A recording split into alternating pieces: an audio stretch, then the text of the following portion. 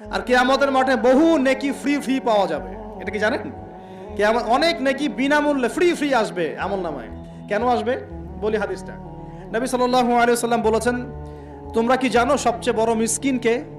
দরিদ্র মানুষকে, মিসকিনকে। সাহাবীরা বলছেন, আমরা তো মনে করি যার সম্পদ কম সেই মিসকিন। নবীজি বলছেন, না, প্রকৃত মিসকিন সে ব্যক্তি নয়। প্রকৃত মিসকিন সে ব্যক্তি যে কিয়ামতের মাঠে উঠবে উহুদ পাহাড়ের সমান নেকি নিয়ে উঠবে। উহুদ পাহাড় দেখেছেন তো? বিশাল পাহাড়। উহুদ পাহাড়ের সমান নেকি নিয়ে উঠবে। নামাজের নেকি, যাকাতের নেকি, হজের নেকি, ওমরার নেকি, বিভিন্ন নেকি। কিন্তু দেখবে সামনে বহু মানুষ দাঁড়িয়ে আছে। কেন দাঁড়িয়ে আছে?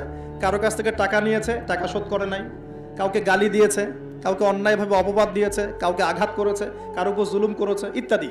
বিভিন্ন রকম মানুষের সাথে জড়িত পাপ ছিল, ঠিক আছে? কারো গীবত করেছে, কাউকে তহমত দিয়েছে ইত্যাদি। এখন আল্লাহ পাক বলবেন, এই ব্যক্তির নেকির যে পাহাড় আছে এখান থেকে নেকি নিয়ে ওদেরকে দিয়ে দাও। বলেন নাউজুবিল্লাহ। নেকি আস্তে আস্তে ট্রান্সফার হবে। এই যে আমরা যে ব্লুটুথ শেয়ার ইট, মনে আছে? ব্লুটুথ শেয়ার ইট পাস হয় যেভাবে, আল্লাহ পাকের প্রযুক্তি হবে আরো অনেক অনেক উন্নত।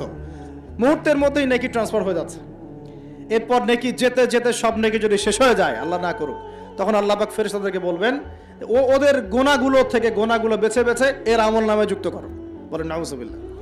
এরপর এই ব্যক্তি এই বিশাল বিশাল নেকি অর্জন করার পরেও জাহান্নামে যেতে হবে। আল্লাহ পাক হেফাজত করুন আমাদেরকে, বলি আমিন।